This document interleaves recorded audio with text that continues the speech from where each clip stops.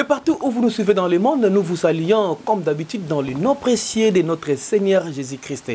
Nous vous aimons tellement beaucoup parce que vous êtes les abonnés fidèles de notre chaîne God Talk Télévision. De partout où vous êtes, en Europe, en Asie, en Amérique, en Afrique et de partout dans le monde, vraiment nous vous aimons et nous vous transmettons toutes les bénédictions de l'Éternel. Que la paix de l'Éternel soit sur vous, vous qui aimez notre chaîne God Talk Télévision. Et surtout, n'arrêtez pas de vous abonner massivement, surtout de liker et d'aimer, de commenter nos numéros. Et nous n'allons pas oublier pour aujourd'hui de saluer la tendre, bienheureuse, la maman des mamans, la Mère Teresa, maman Mimi Thérèse, ici qu'ils ont mis en tout cas, Bambote et belé, Nzambalola, Apambola yo, Nzambalola, Amona Libota na yo, Nzambalola, Apambola également, Balbaka Pembeni, il y a une grande dame, il y a toujours un grand homme, celui qu'on appelle Papa Edo Doumawete, hein? Papa Mingi Pembeni, maman, pour que maman Azala toujours en forme. Ainsi que toute la famille Doumawete, nous vous saluons de là où vous êtes. Et maintenant, c'est les jours de votre émission que vous avez tant attendu depuis longtemps. Vous vous êtes posé tant de questions. Émission Oekenda Wapi, Izalaka le sous-souté, tout le monde en sous-souté. Et voilà encore un autre numéro Yassika. Lisolo Elengi. Balobi Lisolongo, Izalaka vraiment Elengi. Lisolo Elengi. Et Zongi Lissousou, hein, et Lissousou Nakati, ya God Talk Télévision, Balobi God Talk Télévision de Makambu. Lisolo Elengi de Makambu, toye vraiment lelo parce que Lisolo ya lelo, Eza vraiment Elengi. Et ça vraiment elengi parce que toko développer thème moko ya kitoko oyo toko sengana bino bolanango avec beaucoup d'attention, beau aimer, beau commenter penza toza la posa ya ba avis na bino, ba commentaire na bino par rapport à makambo e ko salama na moko lelo. Alors, aujourd'hui je ne serai pas seul, j'ai avec moi mes invités. Kalamite tozo fungo la caméra na biso. Bon, on a invité Nabiso au sein de Mokolalo pour développer l'isolo ya lelo boye basi. Il s'agit ya nini ya makambuni ni katina l'isolo elengi. To pe simbote na mondele à Birmingham. Mama Anastasie Koubari qui va mbote belé sika ezo mieux mama Aminata Pembele ba oyo nyonso ba partenaire bongo ya God Talk Télévision ba mbote na bino. Alors sans plus tarder déjà toujours fungo la caméra bomo na ngai na invité na ngai po boyoka boyeba pe boyoka lisolo elengi moko na lolo ezala kinini. Alors tolika.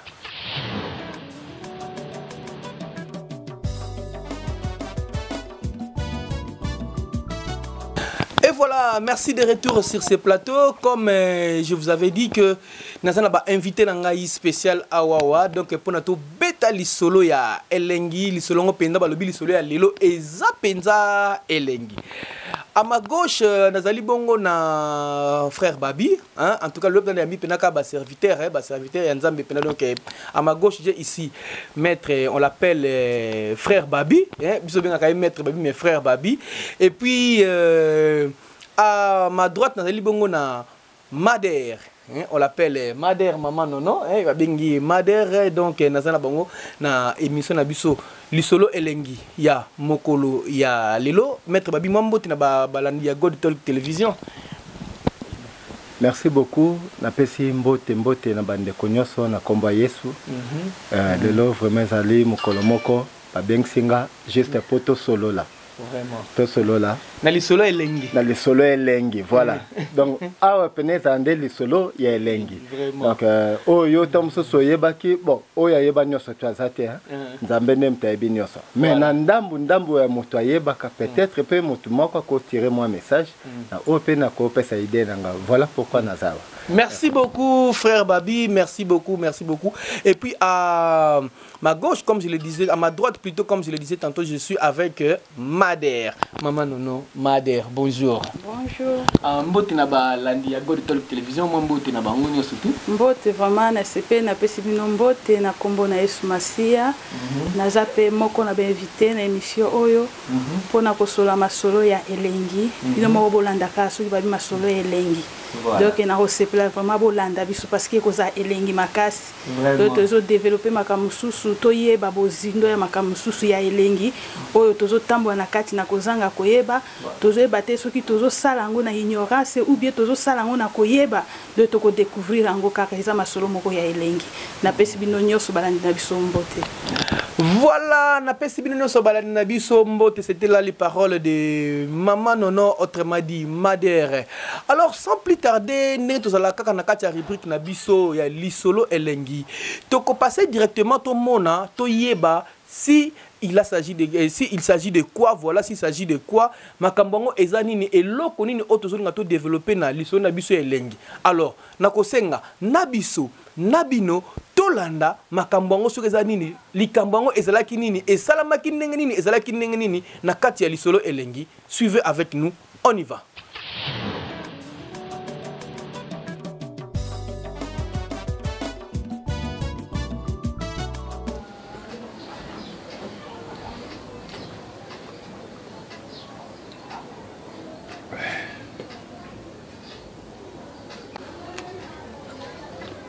Allô, maman Pamela. Ankolo Pambola yo. Nazalaki na mabondeli moko. Nazalaki na musala moko na église ya collègue nanga pasteur Babi. Tozalaki na 7 jours, tosilisi kaka mkola lelo yango moni nazana noa. Apona programme à prière wana.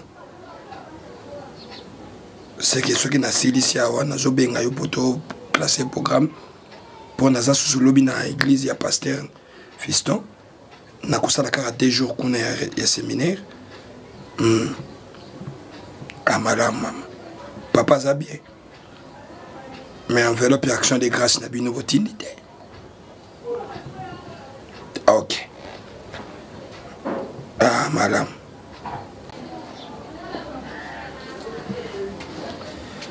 Prophète. Homme de Dieu.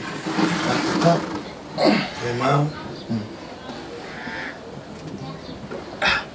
Pardon 2 minutes, tu peux ça sur merci encore. Oui.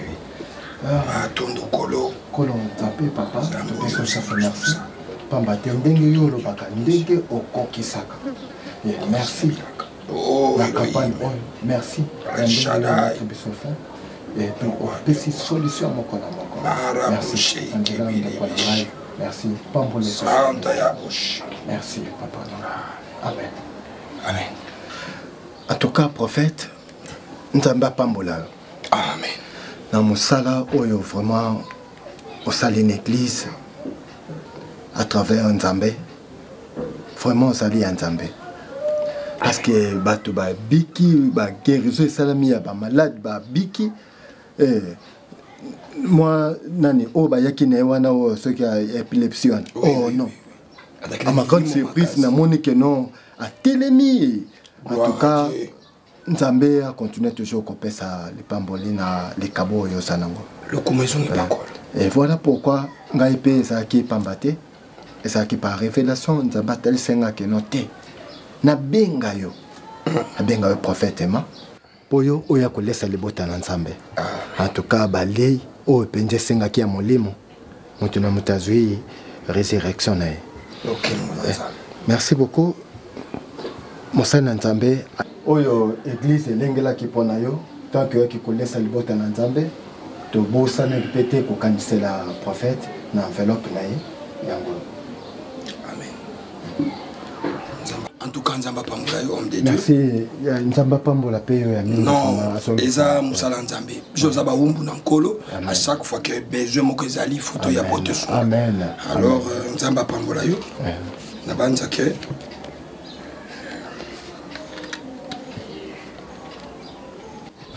Bon, homme de Dieu, nyonso bana Nzamba pesa ki yango.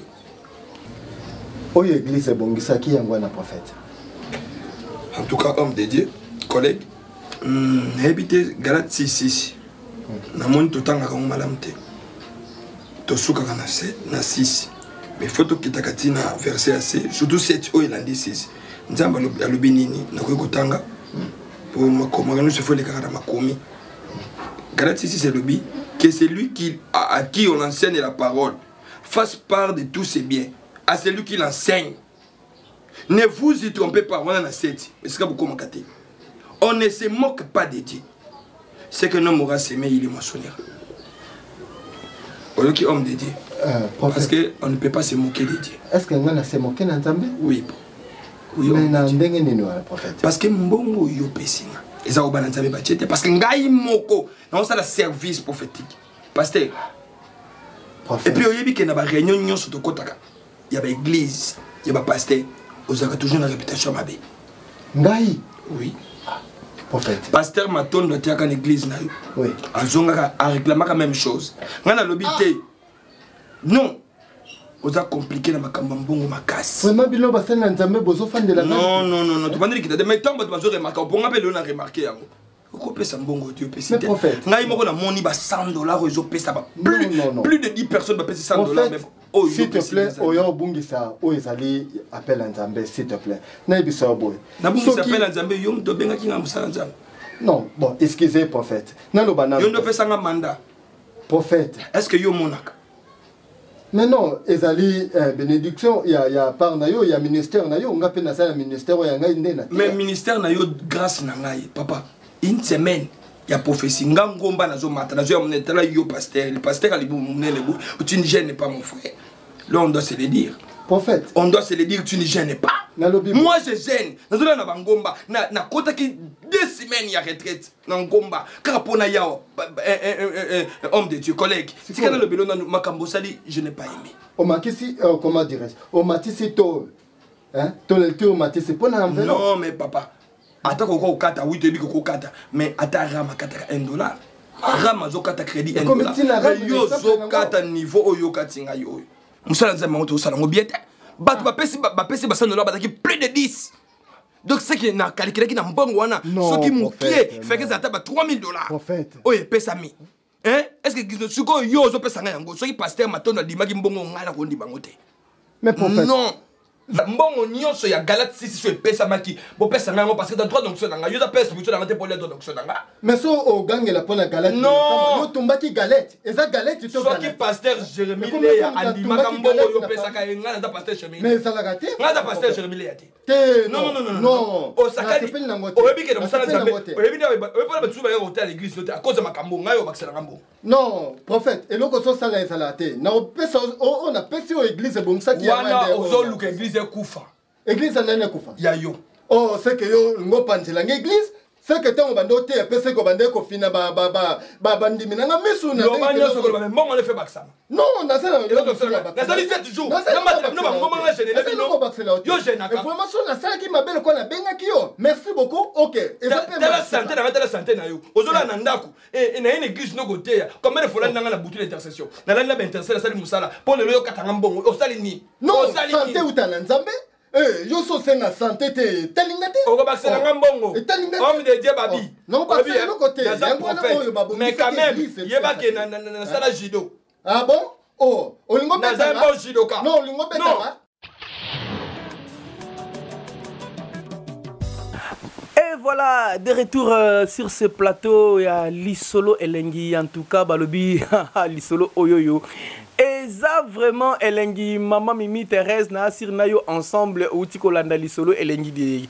De quoi il s'agit? Makambuti Kosala Manakati ya église, pasteur na invité na ye moninga na ye pasteur ndenge ba outiko ko beba na ba ko beba na en tout cas ndeko na biso azala ki wa jouer ki robongo rôle ya pasteur parce que to mengi ko illustrer bino réalité ngo pasteur hier azala ki frère Babi hier azala jouer ki rôle bongo ya pasteur mon makam ndenge e outiko lekato landi na ba invité na ngai ensemble ndenge nini pasteur na invité na ye ay côté na séminaire na ye ndenge ba bebani. Alors sikoyo tozana poso to mekampe ko yeba na kati ya dossier wana tokoloba nini. En tout cas, je ne suis pas seul né dans le bin na plateau na ngai nazali na Mader na frère Babi mais na komana na kopesa maloba et pas ya Mader pour que abenga pesa biso avis na ye par rapport ya makambo. Pasteur abengisi moninga na ye aya côté ya na église na ye. Moninga ye côté ya et comme na moment ya Galate 6:6 to benga oninga ne balbaka Galate 6:6 to offrande du prophète. Batu ba tchembongo pena mbongo ekoti pasteur à remettre dans mon enveloppe et bon collègue n'est pasteur à l'objet que mbongo ba pesier et ça consistante parce que yemo comme on a na misu ndenge galate kotaki mbongo koti et belé alors il faut pas peser bazwa mbongo nyonso oya galate wana ba remettre parce que zali mbongo oya ye moninga na lobi na que non biso pa na église na biso par rapport ya organisation na biso to bongsa déjà enveloppe bien avant alors auto bongsa ki pona yo yango oyo wana ezali mbongo oyo ekotikala na kati ya église moninga lobi jamais mbongo wana ezali ya ngai il faut na kende nango alors toyebite na opesa malba déjà epa ya balobi les femmes d'abord les mamans d'abord topesa malba epa ya Mader apesa biso avis na par rapport ya réalité autour ko vivre pasteur na moninga na pasteur ba simbani na nzoto Mader olobi nini. Bon, pour ngai vraiment papa journaliste na sana ebele ya kolobate. Ça dépend, il y a organisation, il y a église. Bien sûr, pasteur Alobi, il y a organisation, il y a église na bango. Donc, pasteur wana, il fallait qu'il ait une enveloppe au muninga à pesa qui est. Parce que église na église, il y a une organisation nango. Bakoki koti à Galate, panier à Galate 6:6. Panier wana peut-être batiango pour na besoin moko quelqu'un qui est à une église. Panier wana batiango peut-être pour na makamoko boye, soutien moko boye, balingai basala pour l'église. Et ça obligatoire te pour na ngai. Et ça obligatoire te que ba pesa pasteur wana kaka ba mbongo nyonso oye kotaki na panier Galate 6:6. Donc ye azwa kaka o muninga pesa kiye na kati enveloppe parce que muninga lobi na bien que selon organisation ya église na biso. Donc ce qui te éviter pasteur tu as déjà na enveloppe auto bongisi pour na kopesa pasteur. O nyonso kokota na église et concerné pasteur o ya kote ya te.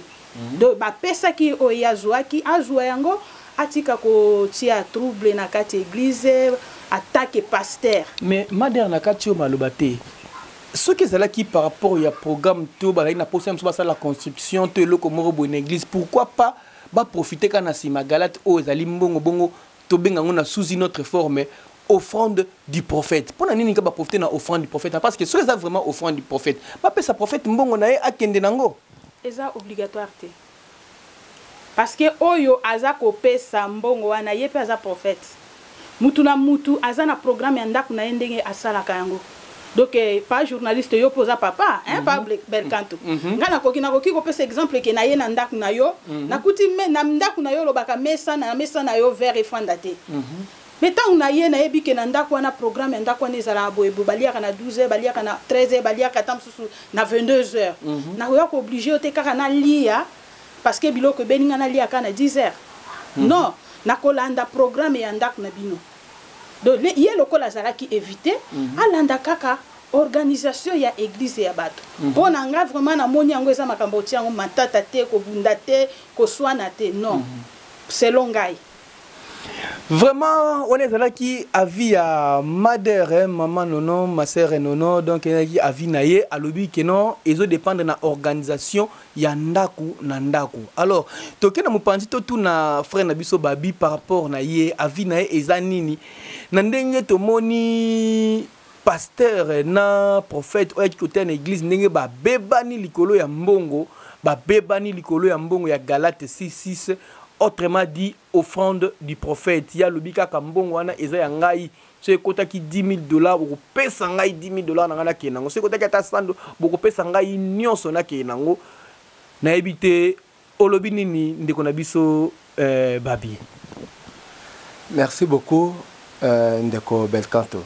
Nena do baboy. Na makambo oyo na pesi no ba pasteur nyonso susu na baksi bino mbote susu na temps oyo. Na lobi boy to pesa ka confiance tant mususu na bandeko o ba tebino pe ba pesi bino pe confiance na sens ni neno bandengo wana na ndenge ke non pendant que prophète wana ba invita kiye et que prophète wa ba invité ye na église ya pasteur wana na séminaire wana voilà et na séminaire wana pasteur wana soka benga ye prophète wana peut-être ezaki voix nzambe peut-être ezaki parce que yebi kende ko wana pe aiba ko prêcher aiba ko kamba bana nzambe tobo sanate eza muzikité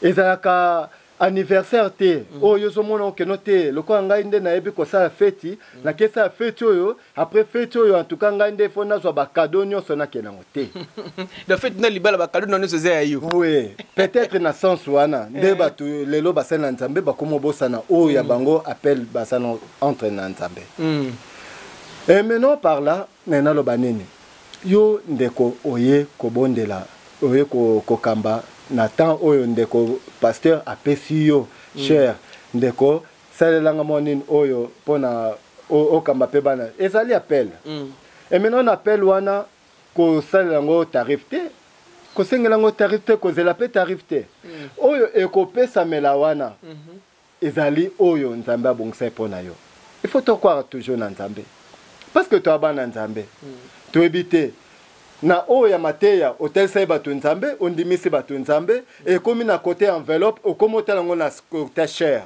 e komi makamba nzoto makamba mosoni non mbongo l'argent or nyonso tout appartient à Dieu to yebi yango biso nyonso tout tanga la Bible et maintenant par là ce qui le loyo pena prophète oyaki comme invité et pas ya ndeko na yo pasteur apesi pécheur na motema moko parce que yende mtalinga ki yozala ote ya wana quand même na suka sala pe na motema bolingo ya olobaka merci na oyo zwi wana et na oyo zwi wana bondela na ngonzamba ebindeni na kosala ngo multiplier ngo et puis osala ngo makaminene pas importe ya moyen ya montant o ezala kati keba mbongo ya muke mena nzambe ezala mukete nzambe bi comment asala pona bato yana ebele basimba bambongo ebele me basana ngwelo kote tobosana te to abana nzambe toza basana nzambe toyebango ezana misusu basimba ya muke mena nzambe asana ngo makwa minene eza gloire et pour dire que non oya biso basana nzambe eza toujours moi muke ozwakana eza gloire eza bénéfice nzambe donc ndeko prophète asalaki mabe nakati susute frère nanga babi nakati malobate pour ajouter encore maman nono le prophète alobi soki batu ba pesi mbongo wana ebele c'est parce que ils ont été touchés par la parole oyateyaki puisque l'église wana basala na bagalate mais comme atina ba niveau wana te mais la parole oya memela ki batu c'est-à-dire que akine ko simba mitema ya batu les gens ont été touchés yango bataki pena na volonté wana ya ko pesa galate pona ko encourager babi ke mbongo wana ekokomela prophète oyo ateki luba mais si comment est-ce que comme na tango ya ko remettre prophète enveloppe na pasteur apesa ake katandambo apesa enveloppe oyo eza yango te ndenge église et pesa melaki est-ce que monte que quelque part c'est de l'escroquerie au monde ngote vraiment maman nanga non non papa nangai belkanto eza escroquerie te pourquoi na lobi que eza escroquerie te bien sûr yé atei parole de Dieu diloba ya nzambe esimbaka motema o esengeli esimbama parce que okoki no pe ko te ya malamu ba bénir pe yote ezalaka nango o tei penzo te yo sentir que awa vraiment na bimisi eloko mais na suka bo eloko ezate mais eza ça dépend ya église organisation ya église wana ndenge ba yambelaka bapaya bayambi bapaya na bayambi ye mopaya batie ba offrande na bango offrande wana bango batiaki yango bango pe bayebi te ke pasteur na bango azaka na organisation na ye na ndenge mususu parce que organisation église ezaka église mobimande ebate c'est ça le problème église mobimande ebaka organisation église te pasteur azaka na batu na ye équipe na ye oyo ke ba organisaka makambo na bango bayebi ke toko yamba muto etel muto na tozo yamba na qualité na ye na dimension na ye to tiele combien na enveloppe OK ba yokani batie yango yo pe muto ba éviter yo prophète okoyeba te ke batiela kinga autant bandimi batia te do montant wana yo oko recevoir kana maboka mninga na yo zwa yango ndenge papa nanga uti koloba bosikoyo soki ekomaki ke Galate 6:6 wana eloko ekotite au cas où écoutez nango eloko malunga te c'est ça le problème alinga siko a réclamer que batia kite batia te bapesa ekambongo non do alinga kezwa ka enveloppe na saki atia matata do pona ngai ke baza basala nzambe do basala musala nzambe na bolingo wana eza marque d'amour eza kozanga bolingo eloko ezo boma basala nzambe mingi bolingo ezate do basala nzambe bakomi ko s'envier okuna zalaka boye oyo azalaka boye non et pourtant baza toza bato toza na molimo moko toza na esprit moko mais tous na ba don différent pasteur wana tango éviter que parce que peut-être moni mikolo et comment ko sema na l'église peut-être nga na zo tonga na église na moni que naza na don wana te ya ko sala appel de fonds mais yo journaliste Belcanto so que telemi au sala appel de fonds et simbaka na osani na ko utiliser grâce na yo. OK.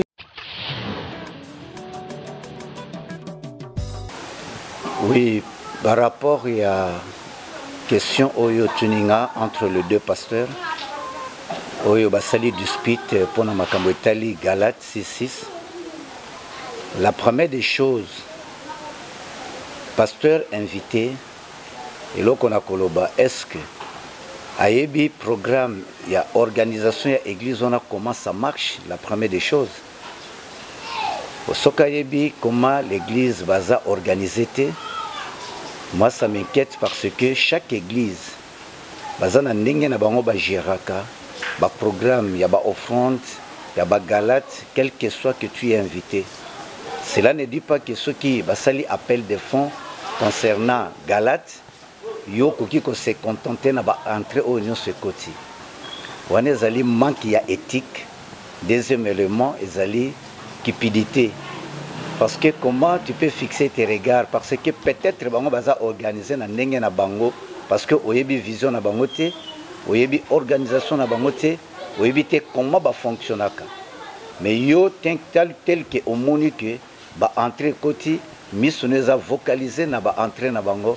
Entre-temps bango na ndenge ya structure na bango na organisation na bango baza na ndenge o bayambelaka ba invité. Donc ce n'est pas vraiment digne qu'un invité a fixé ba regard na ba galate waneza ba conception selon yé mais selon organisation na bangote té na koko pesa na ba pasteur ba se comporta kandengwana. La première des choses, il faut ba garder l'éthique pastorale. Deuxième élément, il faut ba longo la cupidité parce que nous sommes appelés à servir. Et Bible lobi to se contenter na oyo tozokutana na yango oyo bazo servir sonango oyo tozozwa.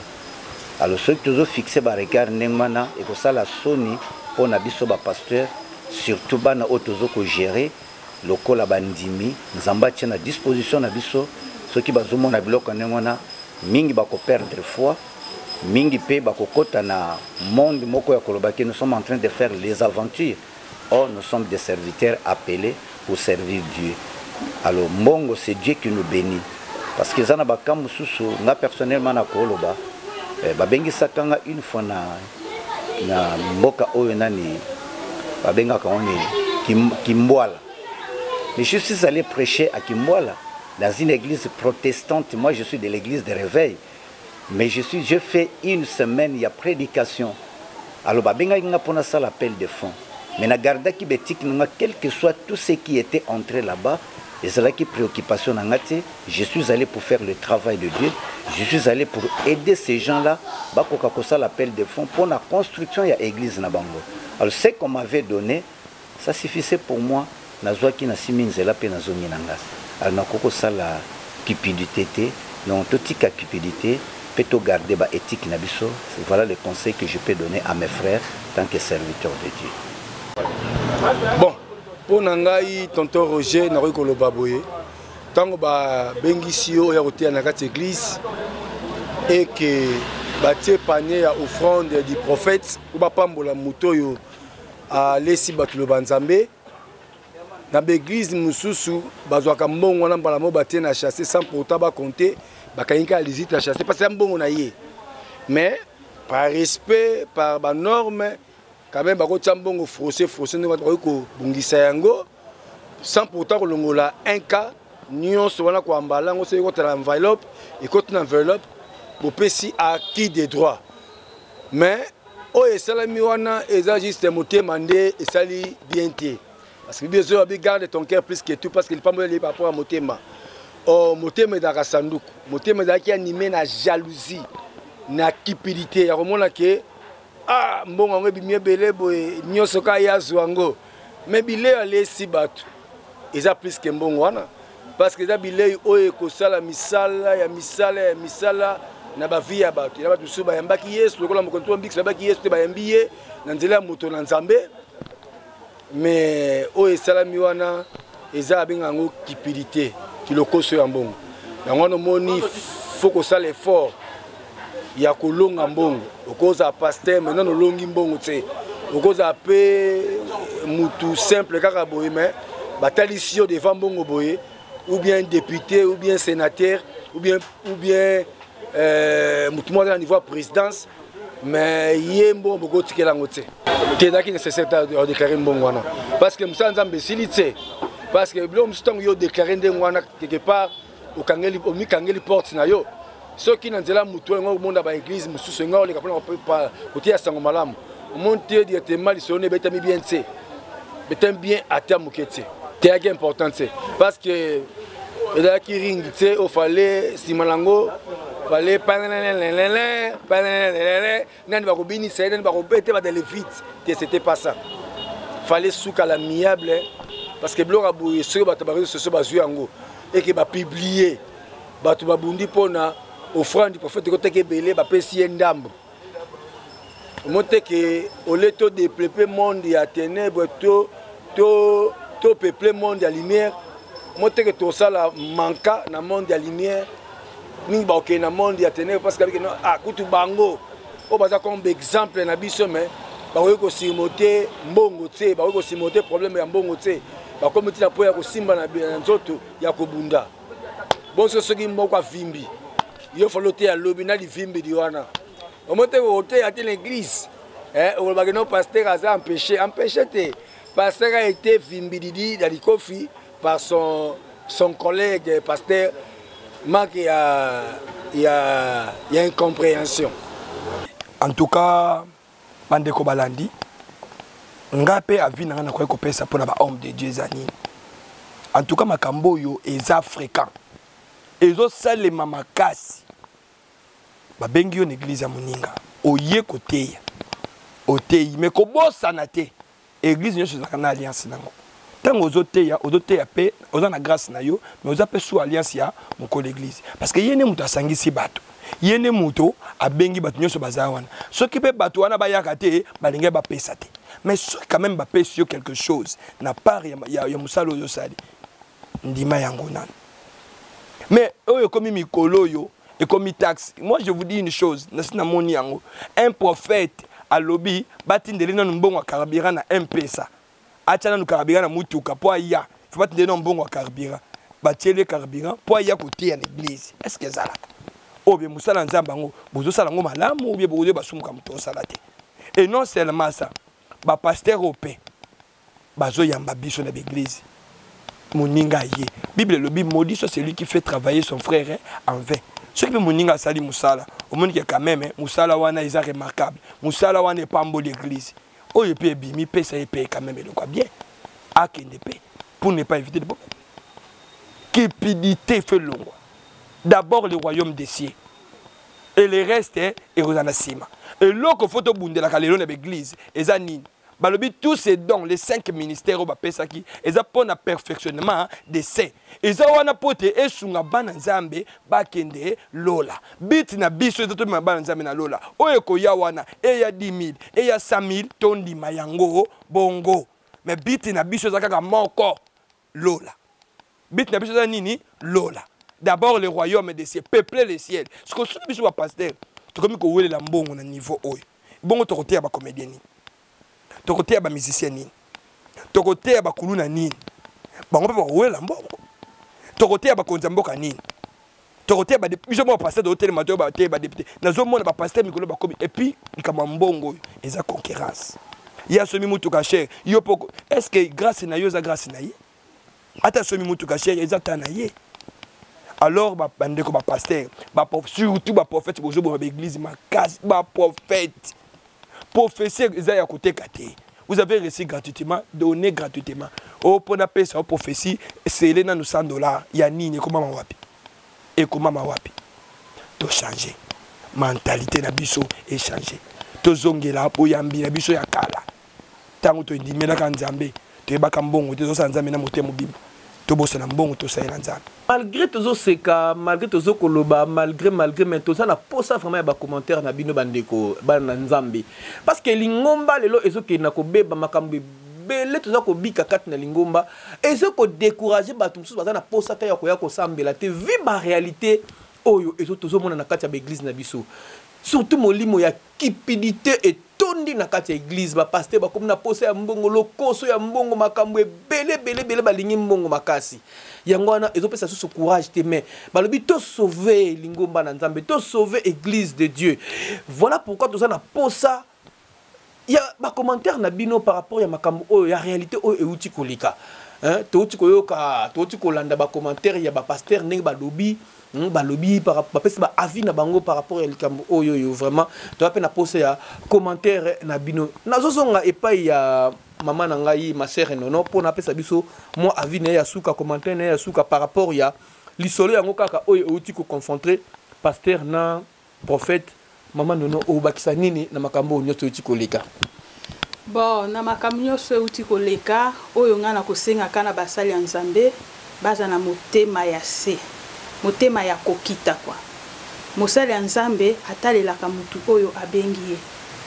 Donc prophète wana il faut atalela nzambe oyo sur élément il est vrai prophète aza mosali ya nzambe pindo ya bengama atalela nzambe oyo abengi même si collègue ne wana pesi eloko te eza na banzele belé nzambe akoki ko récompenser eza na banzele belé nzambe akoki pe aye na église wana ndenge aye wana azongi pe mabo pamba mais akomi na ndako ne mutu moko nzambe asimbie ka musika ye pe enveloppe papa yango do nzambe afutaka parce que nzambe alobi atikalaka na nyongwa mutu te de mutu nyonso asalelaka ye aza na salaire na ye oye moko nzambe afutaka mutu ato moni yango na bomoto te okomona yango kaka ato zwi yango lelo te après lobby wana après lobby musuta musu après une année 2 mois donc 3 mois atako okomona ka mutu moko ye apambolio de comportement wana vraiment pona ngai na sepeli nango mkiete attaque mwana na nzambe mo Kristo mosali na nzambe makambo wana vraiment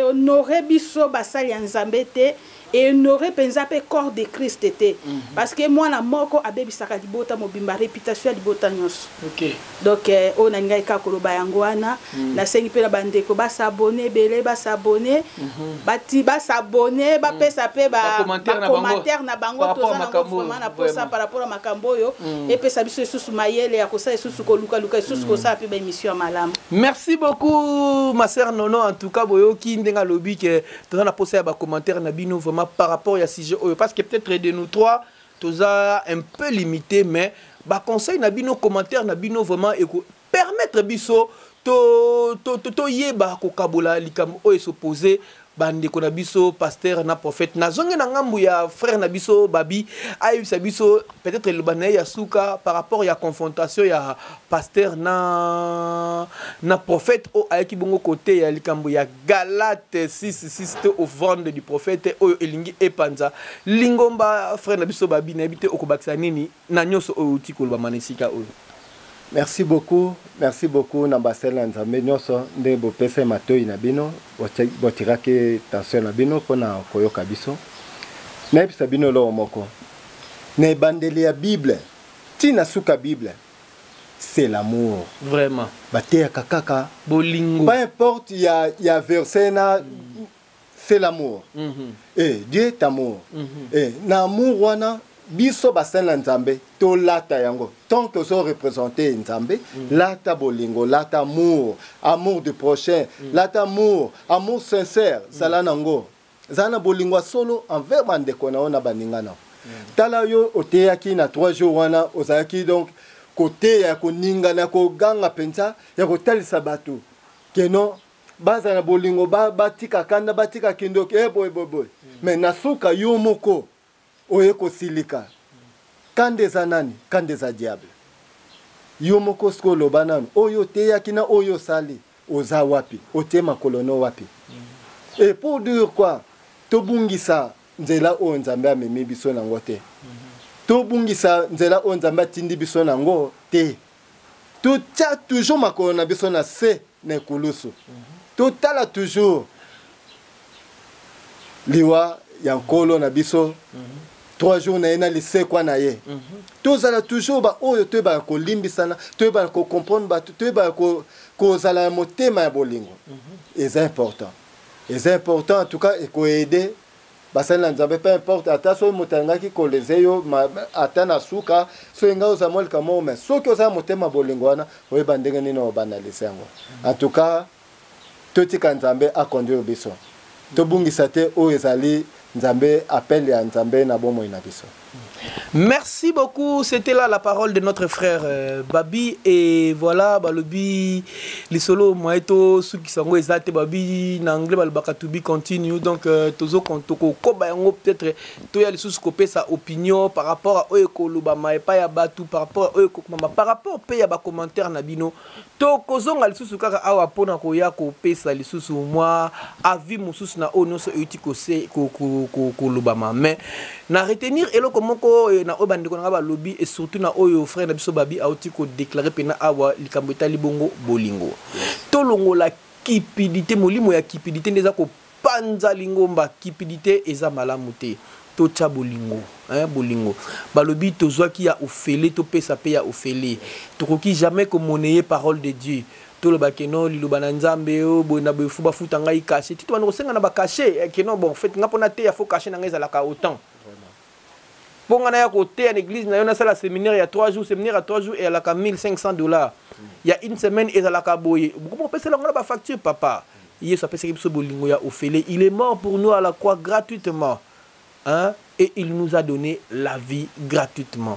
Bolingo kakande eleki nyon surtout alors to comme na suka bongo pona lelo na tranche oyo ya lisolo elengi mais quand même moi bambote ya suka ezanga te pa bandiko na nga ba uti ko kabula na bango lisolo oyo ba pesa bambote na bango e bongo biso na bino to komona na prochain numéro mader mo bambote suka ezali bon na sepeli makasi na pesi bébé na ngai Mansi lutonda mo isko na pesi bambote belé mama lingio makasi na pesi pe mama leki na ngai Alphonsine na moma oyo na yebike akolanda biso na pesi mbote belé na pesi pe bana nzambe nyonso mbote bisika nyonso bazali basali ya nzambe nyonso na pesi bango mbote na bosani papa na ngai pasteur arikuta te na pesi pe mbote belé na bosani pe papa na ngai te l'homme na pesi mbote belé yazanya mabikila batanga kombone pamba pamba te l'homme Nzambe alalaka na kati na ye na pesi bambote belé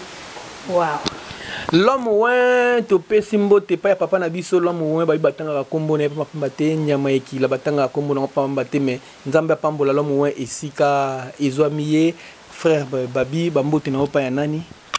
Merci beaucoup la bandina no bambote na ngai pa basani na Nzambe pasteur papi tita la pesi bambote belé pasteur aso kamba penza etonga na epena na kimie noso pasteur Dieu donné yata la miséricorde en tout cas koba toujours na okambaka kandengo kambaka na lipamboli o Nzambe akwesa na motuna na pesi libota na ngai mobimba famille Luzayamo famille Lubanzadio bambote belé maman Gisèle maman Bajibel ba Samuel Grâce Esdras bambote belé toujours tous à kaka na se makola Nzambe nde toloba kaka toujours yende mokeli na nyonso yende mobateli donc la pesi famille na mobimba sele bienvenue donc basé belé bambote belé bino nyonso to famille sika bozali Nzambe asana bino. Merci beaucoup bambote na bino biso to robosa na te kopesa mbote na la patronne ya God Talk Télévision maman Mimi Thérèse la première dame de son homme papa Ido Dumawete bambote ebele esika ezomi bino na kati ya mboka Birmingham bambote na bino bambote be na mama Aminata Pembele mama Anastasie Kubarik bambote na yo esika ezomi yo bambote na mama Sisima Pendo bambote na papa 12 Kwanzambi bambote ebele na ndeko na biso Eric Elder Poala la 10 ans de mariage oh là là 10 ans de mariage et pas ya Eric Elder Poala la na maman Christelle bambote na bango to souhaiter bino ba bonne fête ba longévité bonheur et accompagner bino na bana nyonso oyo boboti ntuka Nzambe azana bino pourquoi pas te penser na Jessica, hein, le qui a Eric Paula là, Jessica, Bambo Tebele na yo, na toute la famille Kabasele, Paula la Kabasele, Bambo Tenabino, Nyonso Esika Ezome Bino, Nalinga Bino, Mingi Makasi Nga Indeko na Bino Belkanto Safu. En tout cas, Bambo Tebele na Bat Nyonso Balandi Biso. Alors, balobi, to commenter, to aimer, to liker, to partager pour que Sangomalamu et Kendeli Susu Musika. Alors, quant à moi, déjà pour aujourd'hui, je vous dis au revoir, au revoir, au revoir et au prochain numéro. Bye bye. Bye bye. Tubakutunanga sukezali magie. Lipamboli na yo katinanga. Bato bakutuna mitune bele ya ya.